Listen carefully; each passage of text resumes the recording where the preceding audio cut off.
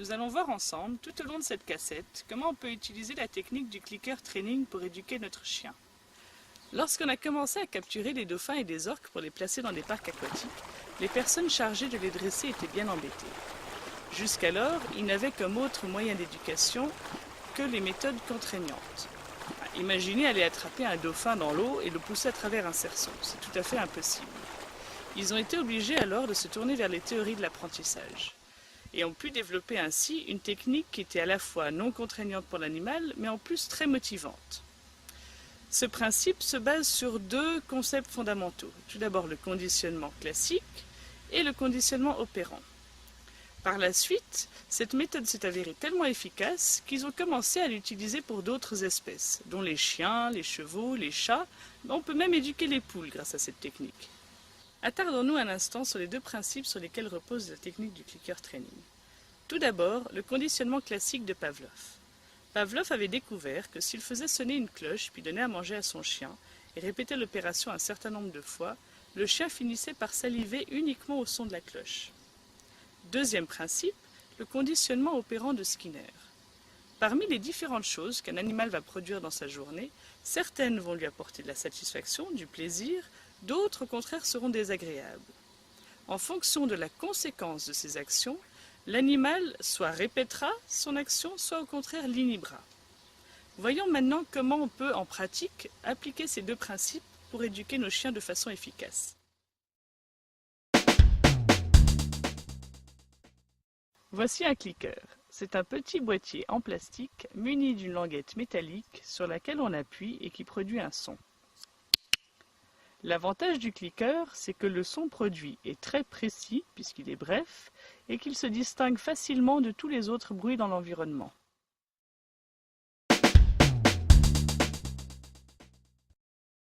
Lorsqu'on veut travailler avec la technique du clicker training, il s'agit avant tout de trouver ce qui va motiver le chien. Sans sa motivation, on ne peut rien faire. On pourrait travailler avec des jouets, avec des caresses, mais bien souvent c'est insuffisant et en plus c'est un peu compliqué dans les débuts de l'éducation. Il est beaucoup plus simple et beaucoup plus rapide d'utiliser la nourriture. Les croquettes habituelles qu'on donne à nos chiens sont parfois suffisantes lorsqu'on veut travailler chez soi, dans un environnement qui est tout à fait connu et dans lequel il y a peu de distractions, mais sont bien souvent insuffisantes lorsqu'on veut travailler à l'extérieur ou dans des environnements plus variés. Il vaut mieux alors choisir de la nourriture beaucoup plus appétissante et pour laquelle le chien voudra vraiment travailler. Vous pouvez utiliser par exemple des saucisses coupées en rondelles. Ici vous avez des croquettes pour chat qui sont souvent plus appétissantes pour les chiens parce qu'elles sont plus riches en protéines que les croquettes pour chiens.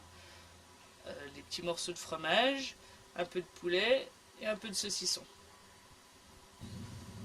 Pour augmenter encore davantage la motivation de votre chien, le mieux est encore de mélanger les récompenses.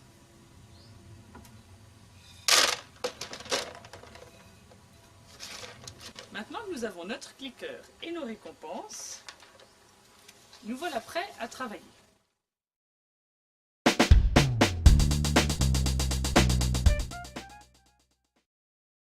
La première étape consiste à faire ce qu'on appelle charger le clicker, c'est-à-dire permettre au chien de faire l'association entre le clicker et l'arrivée de la nourriture. C'est ce qu'on a vu tout à l'heure qui s'appelle le conditionnement classique. Donc, très simplement, nous allons nous contenter de cliquer et donner à manger au chien. On va faire ça un certain nombre de fois jusqu'à ce que le chien ait fait l'association entre le son qu'il entend et l'arrivée de la récompense. Il faut veiller ici à ne pas cliquer de façon régulière.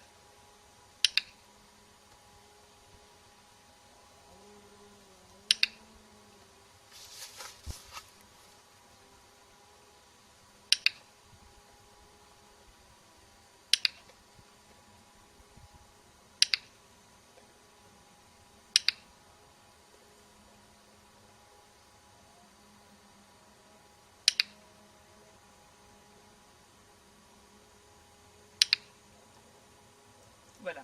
Vous avez vu que le chien, au moment où j'ai cliqué, a tout de suite tourné la tête et s'attendait à recevoir la nourriture. À partir de ce moment-là, le clicker est chargé.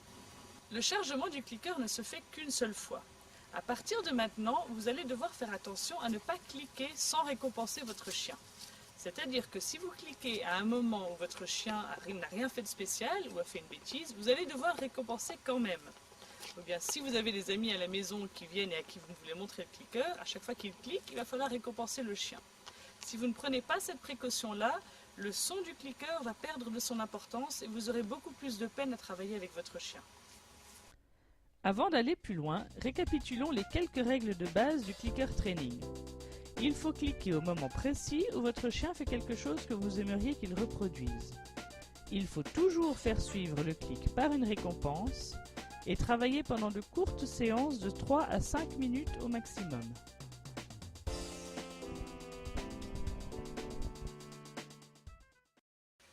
Une fois que nous aurons obtenu le comportement désiré, nous pourrons à ce moment-là commencer à retirer la nourriture.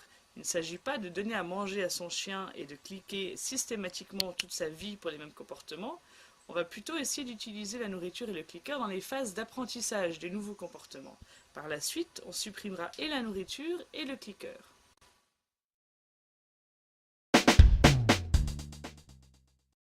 Le premier exercice sur lequel nous allons travailler est un exercice d'attention.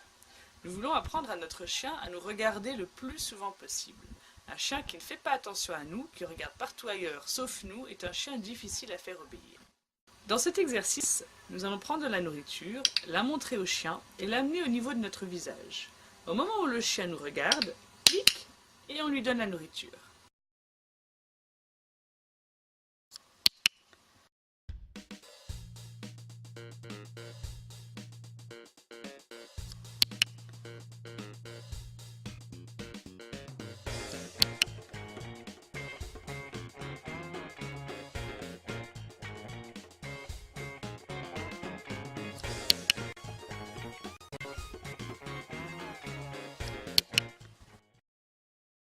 Dans ce deuxième exercice, nous allons faire à peu près la même chose que dans le premier, sauf que cette fois-ci, après avoir montré la nourriture au chien, nous allons tendre la main à l'horizontale. Le chien va bien sûr regarder la nourriture. Il peut parfois essayer même de sauter, de japper. Nous allons attendre patiemment le moment où le chien se détourne de notre main et regarde notre visage. Et à ce moment-là, clique et on lui donne. Le message ici, c'est que ce n'est pas la nourriture qu'il faut regarder, mais c'est nous.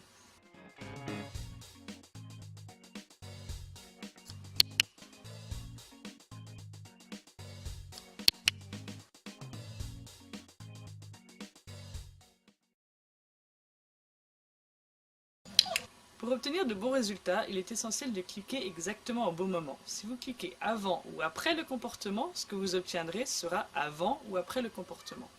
Les exercices d'attention peuvent être travaillés à n'importe quel moment. Vous pouvez par exemple, en cours de promenade, prendre votre clicker et vos récompenses et vous contenter de regarder votre chien attentivement. Et chaque fois qu'il se tourne dans votre direction, clic, et il viendra chercher sa récompense. Une fois que le chien aura compris l'exercice d'attention, vous pourrez progressivement augmenter les difficultés et lui demander par exemple de vous regarder à partir de la position au pied. Vous pouvez aussi lui demander de vous regarder de plus en plus longtemps, en différant tout simplement le moment du clic. Vous pouvez par exemple cliquer au bout de 2 secondes, puis au bout de 6, puis au bout de 10. Vous pouvez lui demander de vous regarder jusqu'à 30 secondes d'attention continue. On peut utiliser la nourriture comme un aimant et guider le chien en position assise. Dès que ses fesses touchent le sol, on clique et on le récompense. Ce que fait le chien au moment où il prend sa récompense n'a pas d'importance. Ce sur quoi il va se concentrer, c'est le moment du clic. Puisqu'on veut que le chien puisse recommencer l'exercice, on va l'amener à se lever pour prendre la nourriture.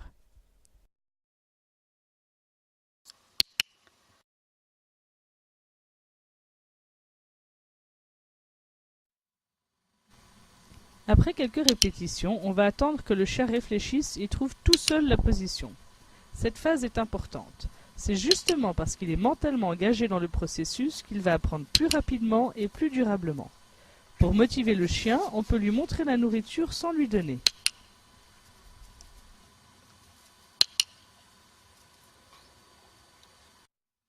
Assis. Une fois que le chien se met en position de façon régulière, on va introduire le signal. Il suffit de dire le mot « assis » au moment où le chien s'exécute. Assis.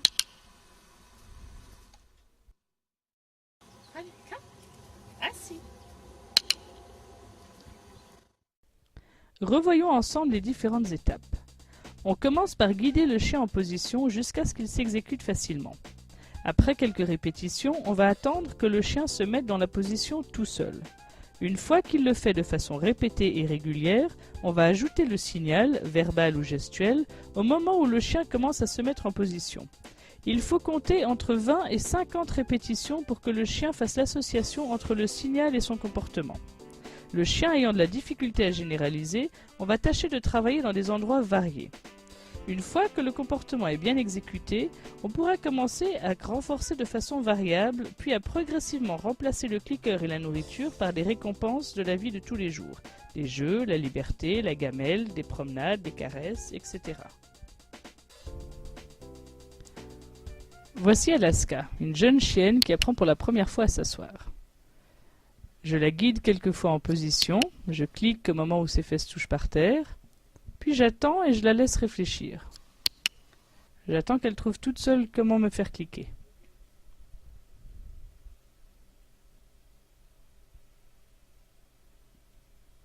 On peut presque la voir réfléchir.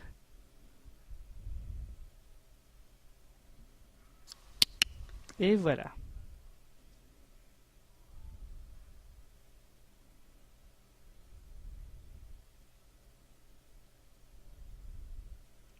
Encore une fois.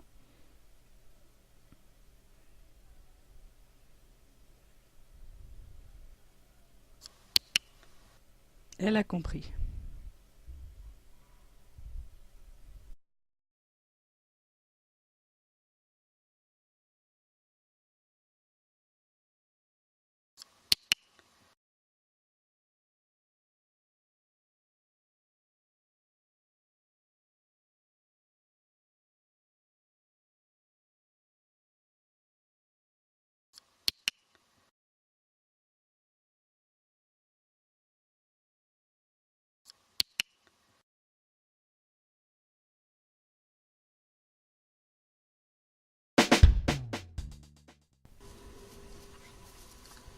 On peut faire coucher un chien en le guidant à l'aide de la nourriture. On peut par exemple passer en position assise, puis ramener la main au sol avec un mouvement vers l'arrière, comme pour dessiner un L. Dès qu'il se couche, on clique et on le récompense. Ici encore, on amène le chien à se relever à chaque fois.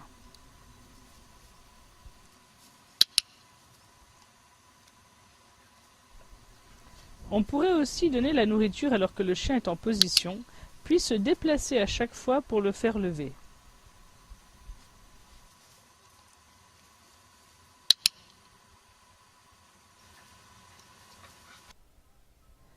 Comme lors de l'exercice précédent, le but est toujours d'amener le chien à exécuter la position seul. On va donc lui laisser le temps de réfléchir et trouver comment nous faire cliquer.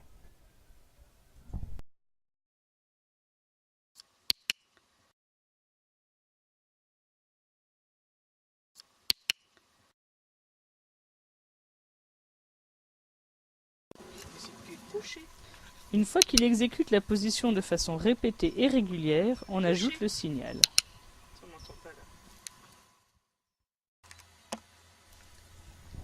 On peut aussi faire coucher un chien depuis la position debout, en ramenant la nourriture entre ses pattes avant avec un mouvement vers l'arrière.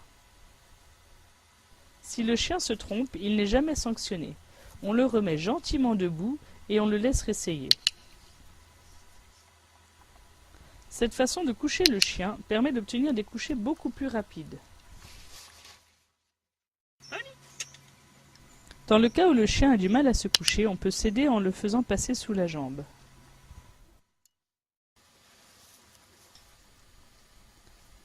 Alaska a eu du mal à se coucher. J'ai donc essayé de la faire passer sous ma jambe. On voit ici que même si elle ne passe pas complètement sous la jambe, au moins ça l'aide à se mettre en position couchée. Elle essaye différentes choses, elle me donne des coups de patte sur la main pour obtenir la nourriture, mais je vais simplement attendre qu'elle se couche pour cliquer.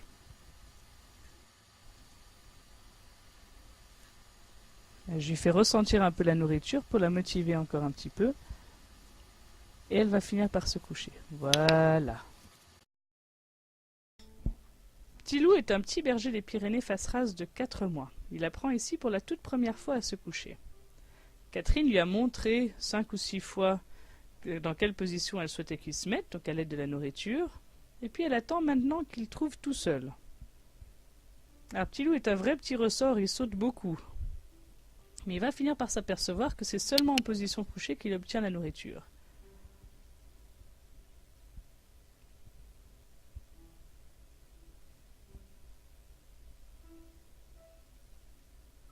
Et là, il y est presque.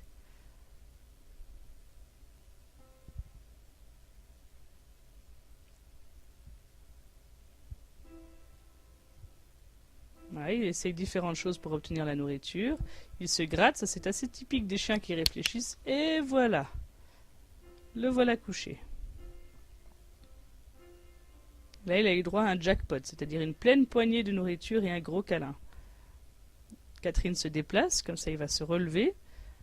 Elle va l'obliger à recommencer.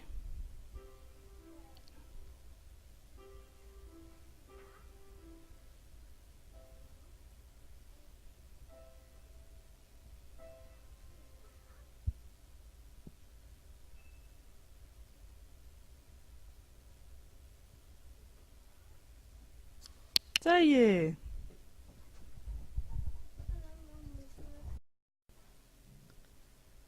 C'est comme un exercice de maths. Si on arrive à faire la déduction tout seul, on l'assimile beaucoup mieux que si on se contente de répliquer la formule encore et encore. Ici, on voit que le chien saute de moins en moins et cherche de plus en plus comment obtenir cette nourriture.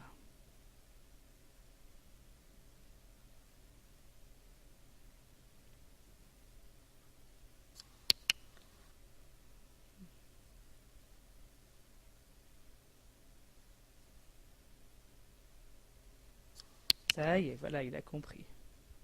Maintenant, il se couche de plus en plus souvent.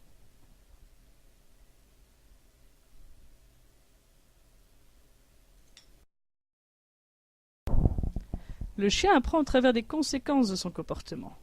Ce qui mène à rien, comme ici en l'occurrence le saut, il va l'abandonner. Par contre, ce qui mène à un résultat intéressant, il va le répéter. C'est aussi simple que ça.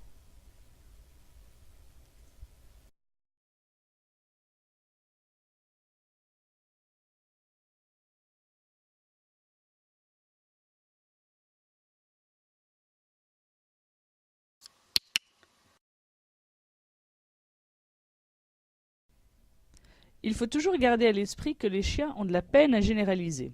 Il est donc essentiel de travailler dans différents endroits. On commencera là où il y a peu de distractions, comme notre salon ou notre cuisine. Puis on augmentera progressivement les difficultés en travaillant par exemple dans le jardin, puis sur les lieux de promenade et enfin dans le parc avec d'autres chiens.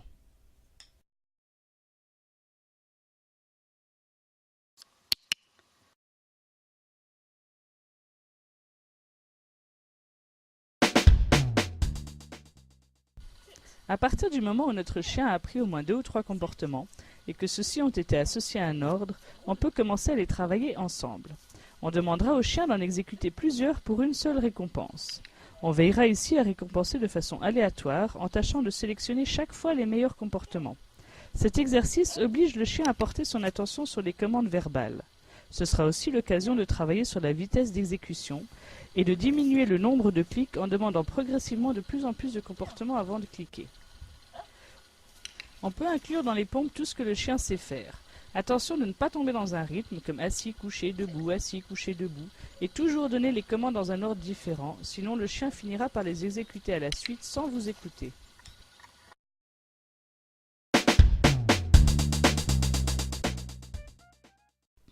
Vous l'avez certainement remarqué, nos compagnons canins apprennent à nous promener en laisse dès leur plus jeune âge. Il suffit de regarder la situation du point de vue des conséquences pour comprendre ce qui se passe. Le chien veut aller dans une direction, sent une tension sur la laisse, et s'il insiste un peu, ça marche, il va où il veut. Le chien est parfaitement capable d'apprendre que quelle que soit la longueur de sa laisse, il ne doit pas tirer. C'est sa responsabilité. Pour lui apprendre à ne pas tirer, il s'agit avant tout de renforcer les moments où il ne tire pas, où il est attentif à nos déplacements, et éviter à tout prix d'aller dans son sens dès qu'il tend la laisse. Un exercice consiste à faire systématiquement le contraire de son chien. Médor va à droite, on va à gauche. Il va devant, on part dans l'autre sens. Il ralentit, on accélère. On place la laisse sur le poignet gauche et le cliqueur dans la main gauche. La laisse n'est jamais utilisée comme un instrument d'éducation. Elle n'est là que pour vous relier à votre chien. On fait attention à ne pas donner d'à-coups, parce qu'on veut que pour le chien, rester à nos côtés soit toujours agréable et sécurisant. C'est la base d'une bonne relation. On va cliquer chaque fois que le chien se trouve à nos côtés et chaque fois qu'il nous regarde. Le but ici est de se déplacer en phase avec le chien. Il doit apprendre à bouger en fonction de notre déplacement. C'est à lui de garder l'œil sur nous et non l'inverse. On voit ici qu'en quelques minutes, le chien a appris à faire attention à mes déplacements. Dès que je pars sur la droite, il me suit. Et vous pouvez remarquer aussi qu'il me regarde régulièrement.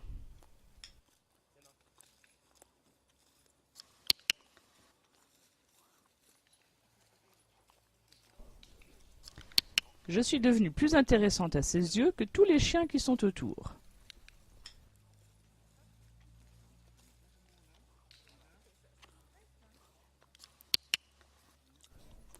Lorsque le chien a très envie d'aller vers un but, comme une personne qu'il aime bien, un autre chien ou de la nourriture, c'est un bon moment pour travailler la marche en laisse. Dès qu'il tire sur sa laisse, on ramène le chien vers l'arrière. Dès qu'elle se détend, on clique, on récompense et on avance à nouveau. La laisse est tendue, conséquence, il s'éloigne du but. La laisse est détendue, conséquence, il peut s'en approcher.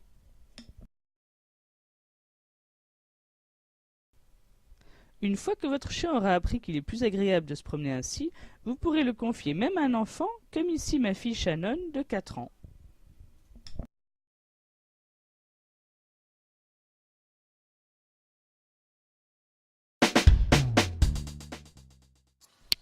Les chiens sont des opportunistes. Ils font ce qui leur apporte de la satisfaction et cherchent à éviter ce qui leur est désagréable. Le rappel est un des exercices dans lequel il est tout à fait essentiel de bien comprendre la psychologie de notre chien. Nous avons tendance à appeler notre chien pour l'attacher en laisse, rentrer à la maison, l'attraper pour le brosser, bref, la conséquence lorsqu'il revient est rarement très agréable. Il faut très peu de répétitions pour que le chien apprenne qu'il vaut beaucoup mieux continuer à vaquer à ses occupations. À force de répétition, il tardera de plus en plus à revenir.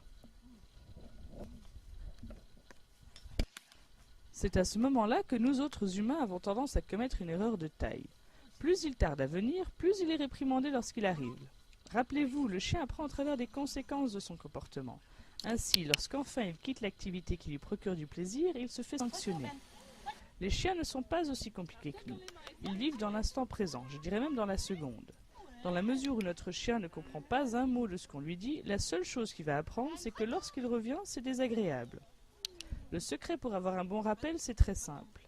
Arrangeons-nous pour que lorsque le chien vient vers nous, ce soit toujours plus sympa et plus intéressant que tout ce qu'il pourrait bien faire d'autre. La conséquence doit être très agréable, et ce, même si vous l'attendez depuis un quart d'heure sous la pluie et que vous êtes en retard à un rendez-vous.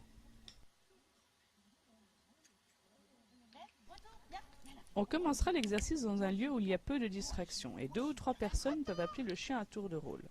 Nous voyons ici Ben qui apprend que chaque fois qu'il est appelé et qu'il répond à cet appel, il reçoit une récompense.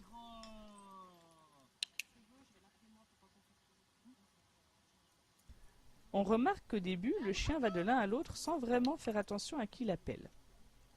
Au bout de quelques minutes, il va comprendre et ne commettra plus d'erreurs.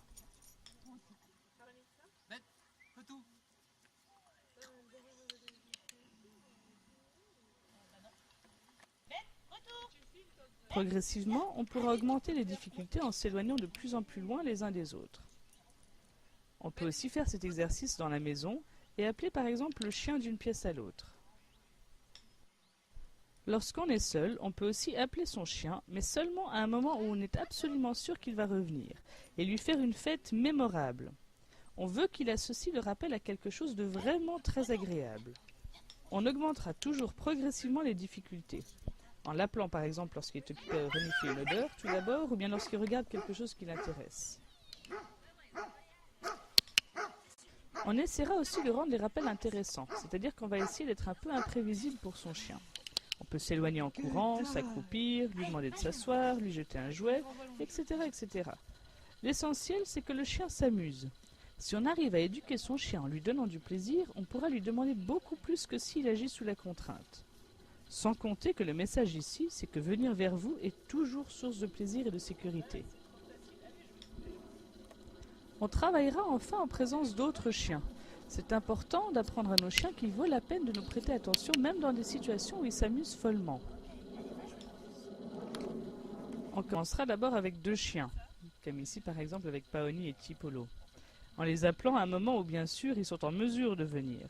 On évitera de les appeler s'ils sont l'un sur l'autre ou s'ils sont en pleine course-poursuite. C'est perdu d'avance.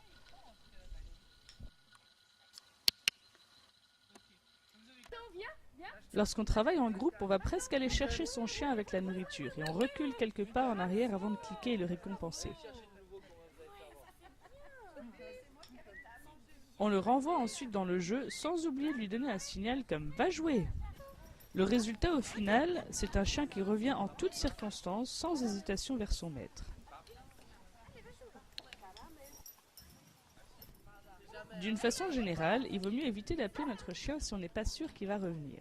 Rien ne sert de s'égosiller lorsque le chien ne revient pas. On ne fait que lui apprendre que le mot « vient » ou « retour » signifie parfois je viens pas. C'est un apprentissage qu'on aimerait mieux éviter qu'il ne fasse.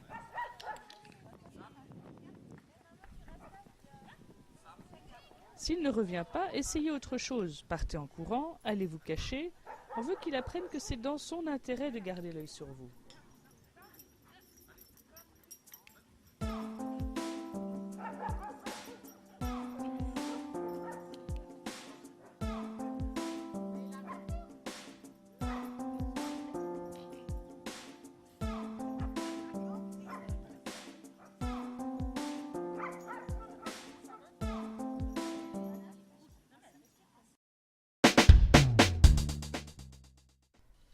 Nous avons commencé par apprendre à notre chien à ne pas tirer sur la laisse. Dans l'exercice de marche au pied, on veut cette fois que le chien marche à hauteur de notre jambe en nous regardant. On va ici encore placer la laisse et le cliqueur dans la main gauche et donner la nourriture de la main droite.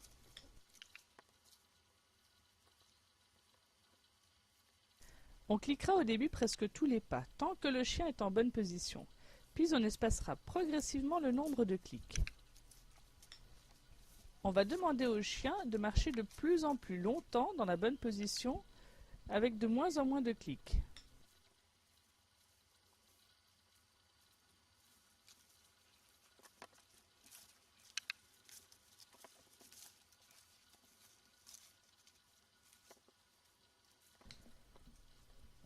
On voit ici qu'en l'espace de quelques minutes, Paoni est capable de faire un tour complet pour un seul clic.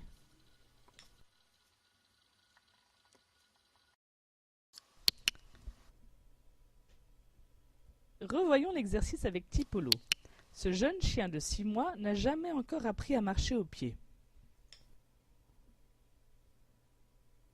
Au début, son maître va cliquer chaque fois qu'il se trouve à la bonne hauteur. Ne soyons pas radins avec nos clics et nos récompenses à ce stade. Plus on le récompensera, plus vite il apprendra.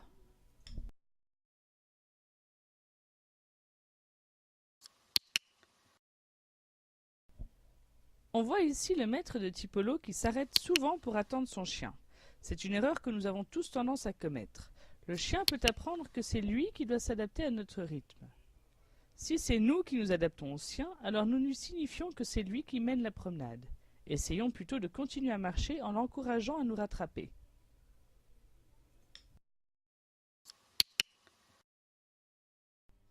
Pour chacun des exercices, nous avons choisi de vous montrer un chien qui l'apprend pour la toute première fois en vous laissant l'image en continu pour que vous puissiez apprécier la rapidité avec laquelle ils comprennent ce qu'on attend d'eux.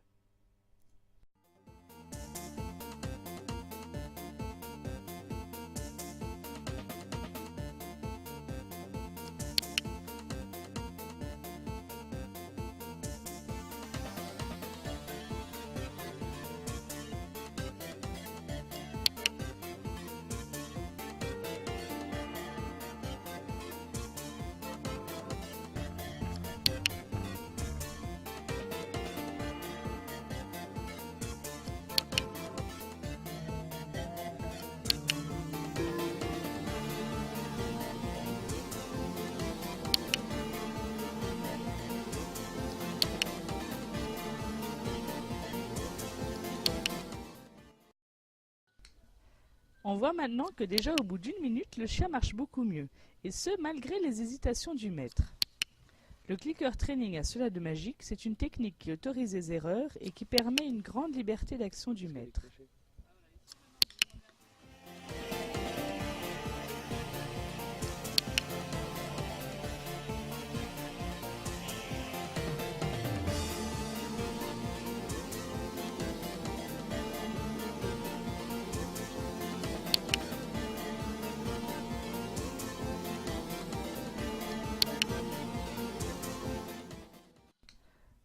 On va pouvoir maintenant commencer à demander au chien de marcher de plus en plus longtemps dans la bonne position pour de moins en moins de clics.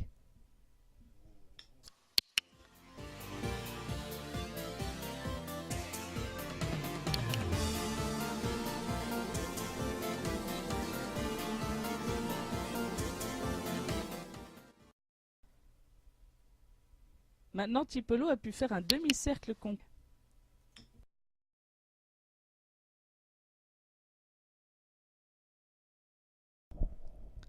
Vous l'avez sans doute remarqué, on ne parle que très peu aux chiens. Je sais qu'il est souvent difficile de s'empêcher de parler au début. On a le sentiment que si on ne dit pas au chien quoi faire, il ne saura pas. Gardons toujours en mémoire que le chien ne comprend pas le sens des mots qu'on lui dit. Et d'ailleurs, plus on lui parle, moins il comprend.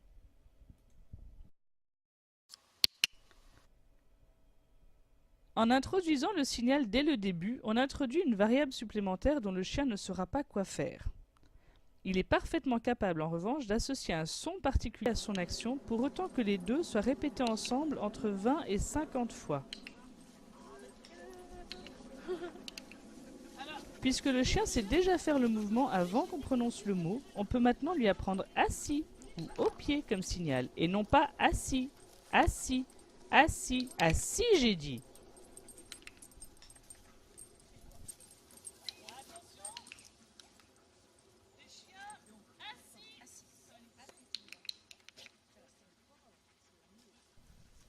Dans la mesure où la laisse n'est pas utilisée comme instrument d'apprentissage, il est très facile de passer de la marche au pied en laisse à la marche au pied sans laisse. Lorsqu'on travaille cet exercice en groupe, chaque chien parvient à se concentrer sur les clics de son maître, en ignorant ceux des autres.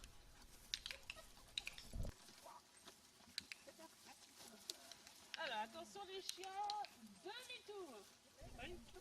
L'intérêt de tourner dans un sens puis dans l'autre, c'est que le chien doit adapter sa vitesse et accélérer son pas lorsqu'il se trouve à l'extérieur du cercle.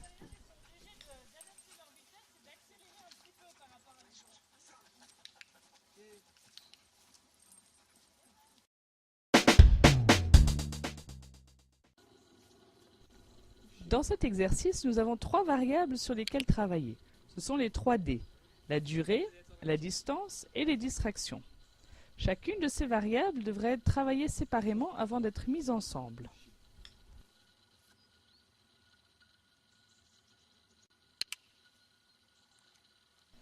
On commencera par la durée en demandant au chien de rester de plus en plus longtemps en position avant de cliquer.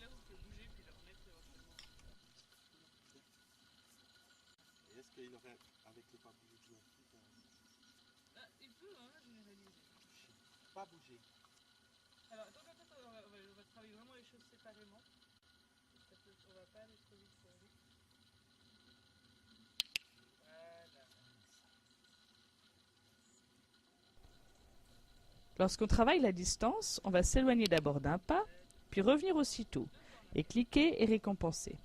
On s'éloignera ensuite de 2 pas, puis 3, et ainsi de suite en allant toujours de plus en plus loin.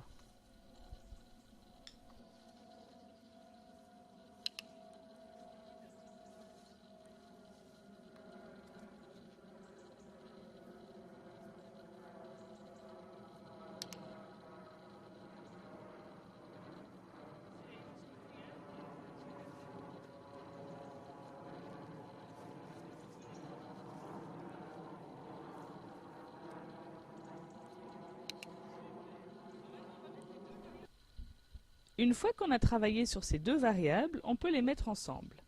On s'éloigne d'un pas, on attend un peu, puis on revient et clique. On s'éloigne de 2 pas, on attend, on revient et clique, et ainsi de suite.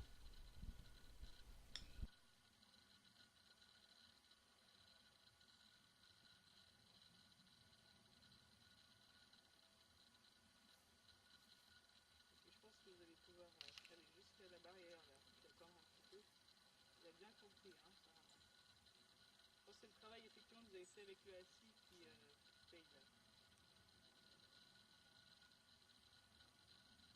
Souvent j'attendais longtemps donc il se couchait quand il était assis.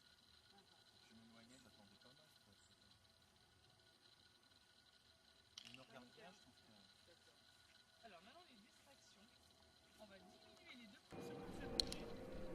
Enfin, on va travailler sur la distraction. On diminue alors les deux premiers critères. Le plus simple est de commencer avec soi-même comme élément de distraction. On va faire des mouvements inhabituels pour le chien. Attention ici à ne pas aller trop vite, de sorte que le chien réussisse. S'il sort de sa position, il faut revenir un peu en arrière, puis augmenter les difficultés progressivement. Vous pouvez commencer à passer un petit peu de côté aussi du chien. Alors pas tout de suite par l'arrière, parce que là ça va faire vous allez passer d'un côté, vous allez un petit peu de l'autre. On pourra par la suite utiliser d'autres distractions. On peut par exemple lancer une balle de plus en plus près du chien, courir à côté de lui, et enfin lui demander de rester en position alors que d'autres chiens jouent autour de lui. On commence généralement par la position couchée. C'est celle qui demande le plus d'efforts pour le chien s'il veut la quitter. Mais on peut aussi travailler le pas bouger, ou reste, avec la position assise ou debout.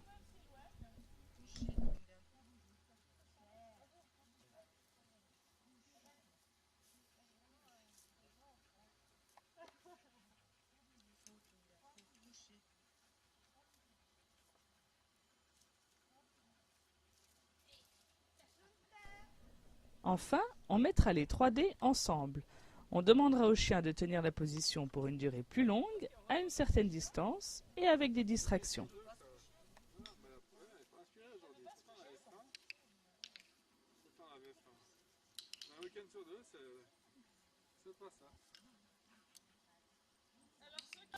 On va le mettre couché. Le targeting est une technique qui consiste à apprendre au chien à toucher un objet avec une partie de son corps, généralement le museau ou les pattes. Le chien étant curieux de nature, lorsqu'on place un objet devant lui, il va le renifler. À cet instant, clic et on le récompense. On va ensuite placer l'objet juste devant son museau, de sorte qu'il rentre presque inévitablement à son contact. Après quelques répétitions, le chien va volontairement toucher l'objet. À partir de là, on peut commencer à augmenter les difficultés en éloignant progressivement l'objet pour obliger le chien à se déplacer pour entrer à son contact. On pourra ensuite commencer à lui demander de toucher l'objet plusieurs fois pour un seul clic. C'est ce qu'on appelle le renforcement variable. Une fois que le chien suit l'objet, on peut par exemple le placer dans n'importe quelle position.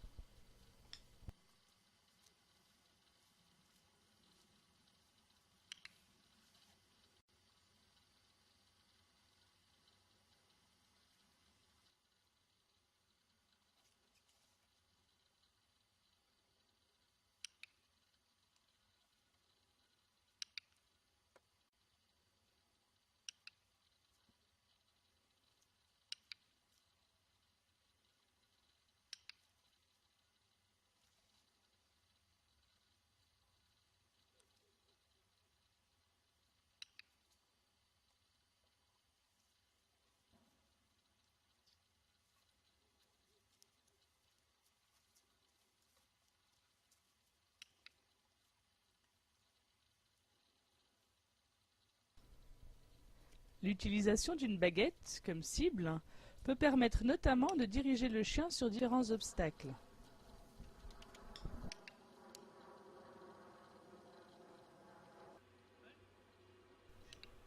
Avec l'aide d'une baguette, on peut aussi facilement apprendre au chien la marche au pied. C'est très pratique, surtout lorsqu'on travaille avec des chiens de petite taille. On fera progressivement disparaître la baguette dès que le chien aura appris convenablement le comportement.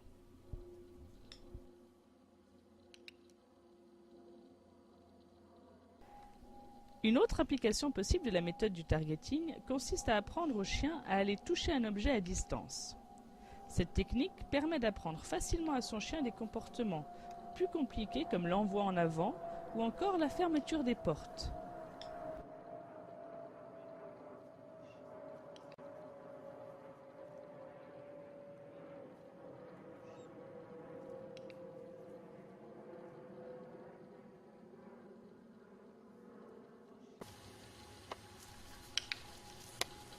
C'est une technique très intéressante puisqu'avec un peu d'imagination, tout est possible.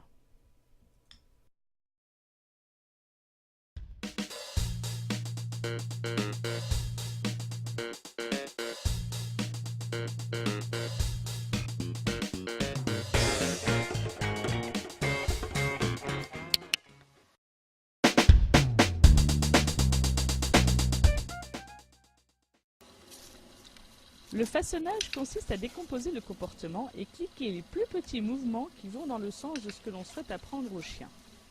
Dans cet exercice, je veux apprendre à Paoni à se coucher sur un paillasson. Sans dire un mot et à force de clics, je vais pouvoir faire comprendre à ma chienne ce que j'attends. Cette technique est intéressante pour plusieurs raisons. Tout d'abord, le comportement appris de cette manière sera plus durable. L'effort de déduction de la part du chien y est pour quelque chose. Ensuite, elle permet de développer chez le chien une façon de penser qui facilite les apprentissages. Plus le chien sait faire de choses, plus vite il en apprendra de nouvelles.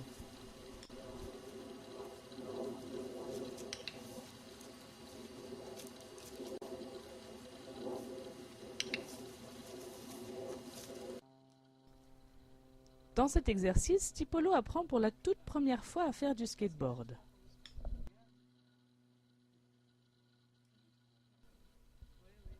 On va commencer à cliquer simplement quand le chien regarde le skateboard. On veut ici qu'il comprenne qu'il doit faire quelque chose avec cet objet. On va cliquer tous les comportements qui vont dans le sens de ce qu'on souhaite.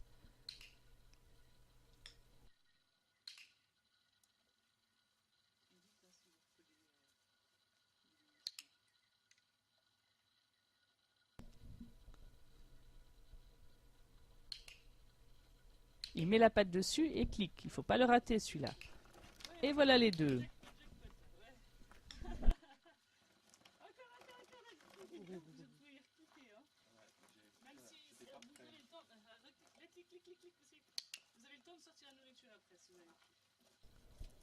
On peut remarquer à quelle vitesse les chiens sont capables de trouver ce qui leur vaut une récompense.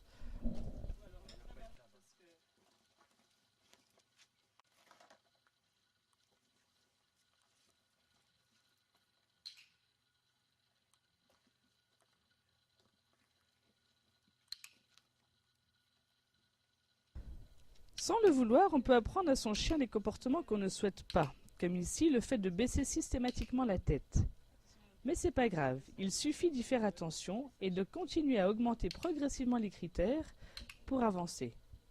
On va attendre éventuellement qu'il avance, s'il avance, jackpot.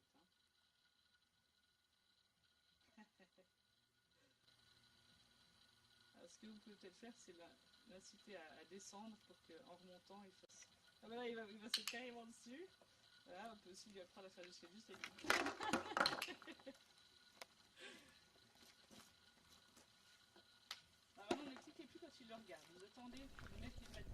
On va maintenant augmenter le critère et ne cliquer que s'il met les pattes sur le skate. Là, ouais, jackpot, super. Ah, puis vous prenez le skate, il faut le ramener en fait. On va le ramener un petit peu plus haut que ici où ça glissera plus longtemps. Et puis essayez de le mettre dans l'autre sens. Voilà. Parce qu'il en a pas peur en tout cas. Ouais. Ça y est, le tour est joué.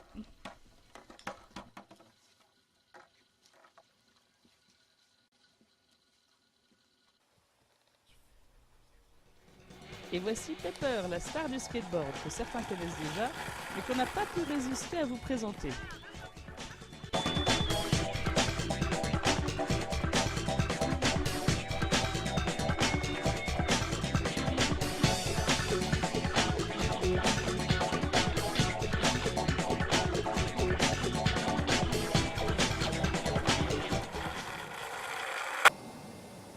Voilà, nous vous avons présenté un aperçu de ce qu'on peut obtenir grâce à cette technique aussi efficace que ludique.